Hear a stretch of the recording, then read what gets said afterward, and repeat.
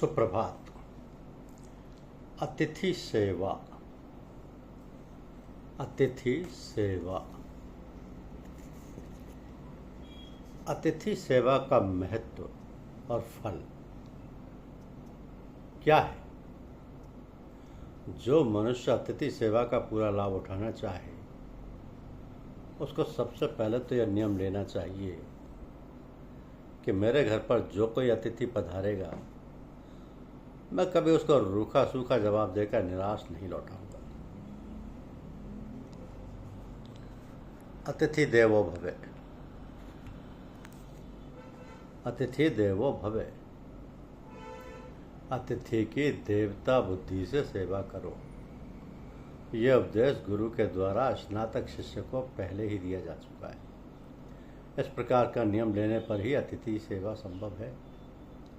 तो ये व्रत लेकर इसका पालन करने के लिए केवल अपना तथा कुटुंब का पोषण करने के लिए ही नहीं, जिस किसी भी न्यायोचित उपाय से बहुत से अन्न का उपार्जन करे, धन संपत्ति और अन्न आदि जो शरीर के पालन पोषण के लिए उपयोगी सामग्री है, उन्हें प्राप्त करने के लिए जितने भी न्यायोचित उपाय बताए गए हैं उनमें से किसी के भी द्वारा बहुत सा अन्न प्राप्त करना चाहिए।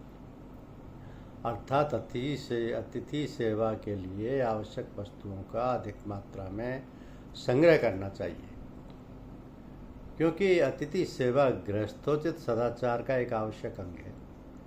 अच्छे प्रतिष्ठित मनुष्य घर पर आए या घर पर आए हुए अतिथि से यही कहते हैं, आइए बैठिए, भोजन तैयार है, भोजन कीजिए इत्यादि। वे कदापि नहीं कहते कि हमारे यहाँ आपकी सेवा के लिए उपयुक्त वस्तुएं अथवा रहने का स्थान नहीं है। तो जो मनुष्य अपने घर पर आए हुए अतिथि की अधिक आदर सत्कार पूर्वक उत्तम भाव से विशुद्ध सामग्रियों द्वारा सेवा करता है, उसे शुद्धता पूर्वक तैयार किया हुआ भोजन देता है, उसको भी उत्तम भाव से ही अन्न प्राप्त होता है। अर्थात उसे भोग्य पदार्थों के संग्रह करने में कठिनाई का सामना नहीं करना पड़ता।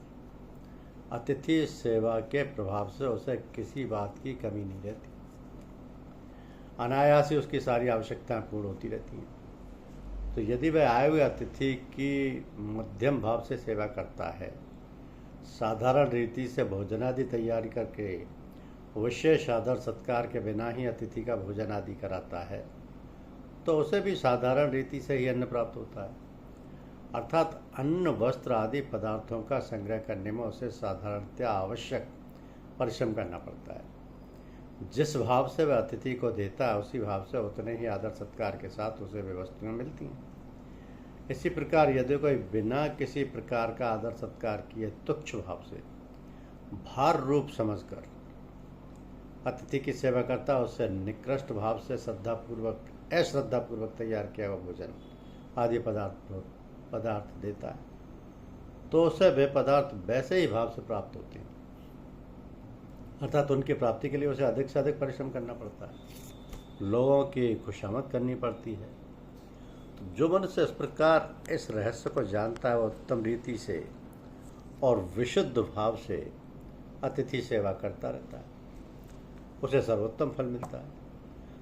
वर्तमान छल कपट धूर्तता से आपूरित समय में अतिथि सेवा भावियों को साधु भिक्षुक के भेष में द्वार पर आए हुए रावण अथवा किसी मायावी राम कथा वाचक कालनेमी के श्रद्धा विभूत अतिथि श्रोता बनने में अत्यंत सावधानी की आवश्यकता है। धन्यवाद।